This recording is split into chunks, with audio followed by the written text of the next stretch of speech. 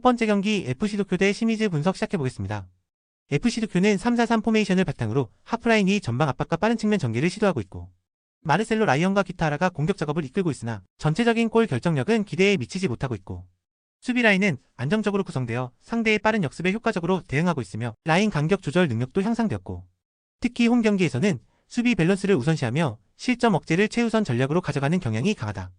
시미즈는 동일하게 3-4-3 포메이션을 가동하며 좌우 윙백을 통한 폭넓은 공격 전개를 시도하고 있고 키타가와 이누이 다카시가 전방에서 빠른 침투를 노리고 있지만 마무리 단계의 완성도는 다소 아쉬운 흐름이 이어지고 있고 수비 라인은 최근 안정감을 되찾았고 수적 우위를 활용한 페널티 박스 안수비 집중력 또한 상승하고 있고 원정 경기에서는 점유율보다 공간 차단과 역습 저지에 초점을 맞추는 전략을 사용하고 있다. FC 도쿄와 시미즈 모두 수비 조직을 안정적으로 구축하며 실점 억제에 집중하고 있고 공격 전개 자체는 활발하지만 마무리 부족과 수비 집중력 강화가 맞물리면서 득점이 쉽지 않은 흐름이 예상된다. 결국 두 팀 모두 경기 내내 균형을 유지하며 무승부 흐름으로 경기가 마무리될 가능성이 높다. 두 번째 경기 요코하마 FC 대 가시마 분석 시작해보겠습니다. 요코하마 FC는 3-4-3 포메이션을 기반으로 빠른 전방 압박과 폭넓은 측면 전개를 중심으로 경기를 풀어나가고 있고 루키앙이 최전방에서 공격을 주도하고 있으며 야마다와 스즈키가 이선에서 빠른 침투와 연계의 플레이로 상대 수비를 흔드는 역할을 맡고 있고 특히 홈 경기에서는 초반부터 빠른 템포를 유지하면서 상대 빌드업을 강하게 끊어내고 짧은 시간 안에 박스 근처까지 도달하는 전개를 자주 만들어내고 있다. 가시마 엔틀러스는 4-4-2 포메이션을 바탕으로 안정적인 빌드업과 측면 전개를 시도하지만 최근 공격 템포가 느려지며 전진 연결이 끊기는 문제가 나타나고 있고 스즈키와 타가와가 최전방에서 활약하고 있으나 이선 지원이 매끄럽지 않아 압박을 받을 때 전방 고립이 심해지고 있고 특히 강한 압박을 받을 경우 후방 빌드업이 흔들리면서 수비 간격 붕괴로 이어지는 취약한 흐름이 반복되고 있다. 요코하마 FC는 빠른 템포 전환과 전방 압박을 바탕으로 상대의 빌드업을 효과적으로 차단하며 주도권을 가져가는 흐름을 만들고 있고 반면 가시마 엔틀러스는 공격 전개가 매끄럽지 않아 빠른 압박 상황에서 고립되는 장면이 반복되고 있고 전체 흐름을 종합하면 이번 경기는 요코하마 FC가 초반부터 흐름을 장악하며 우세하게 경기를 이끌어갈 가능성이 높다. 세 번째 경기 나고야 대 가시와 분석 시작해보겠습니다. 나고야는 3-4-3 포메이션을 기반으로 안정적인 수비 라인을 구축한 뒤 역습 전개에 집중하는 전술을 사용하고 있고 나가이와 마테우스가 전방에서 침투와 압박을 동시에 시도하고 있으며 모리시마가 중원에서 볼 연결을 맡고 있고 하지만 최근 공격 템포가 지나치게 느려지고 있으며 상대 압박을 받을 때 빌드업 과정이 단조로워지고 있고 선제 실점 이후 라인 간격이 벌어지면서 수비 조직이 급격히 흔들리는 문제가 반복되고 있다.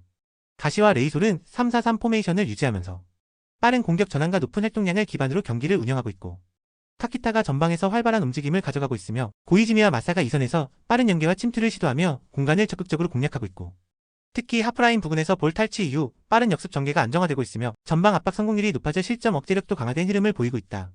나고야는 최근 공격 템포 저하와 수비 간격 붕괴 문제가 심화되고 있으며 전방 압박 대응이 매우 느린 상태고 반면 가시와 레이솔은 빠른 탈압박과 전환 플레이를 완성도 높게 연결하며 전체적인 경기 주도권을 가져가는 흐름을 보이고 있고 이번 매치는 가시와 레이솔이 흐름을 장악하고 결정적인 기회를 살릴 가능성이 매우 높다. 네 번째 경기 오카야마 대 도쿄베르디 분석 시작해보겠습니다.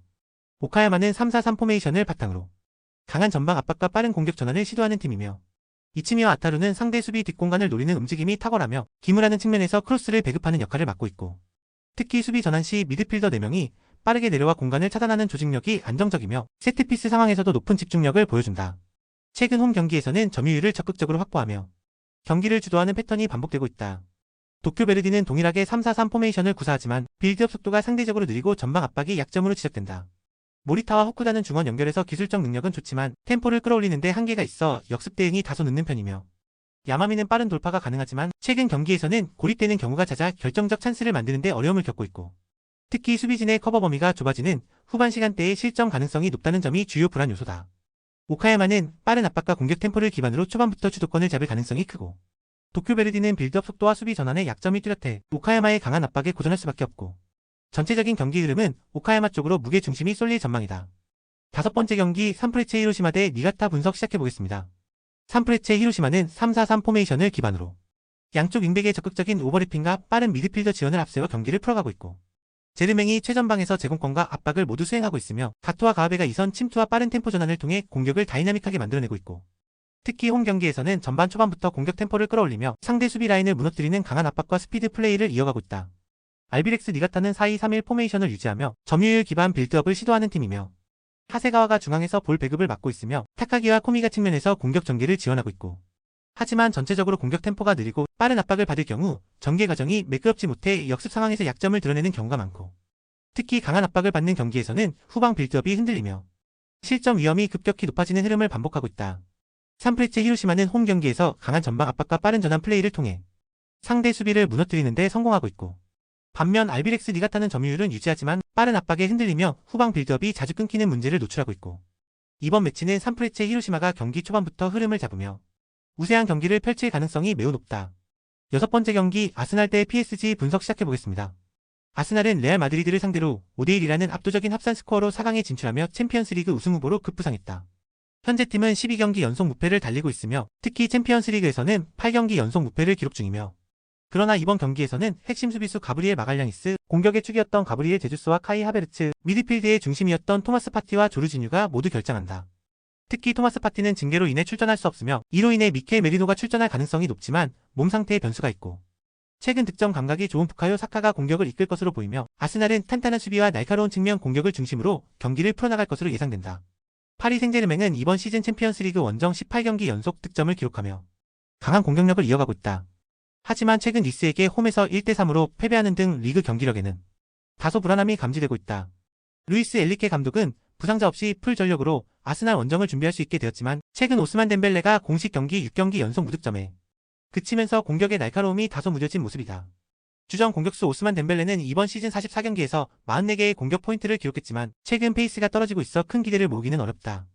또한 상대적으로 수비 불안이 드러나는 경기들이 있었던 만큼 아스날의 빠른 전환 공격에 고전할 가능성도 배제할 수 없다.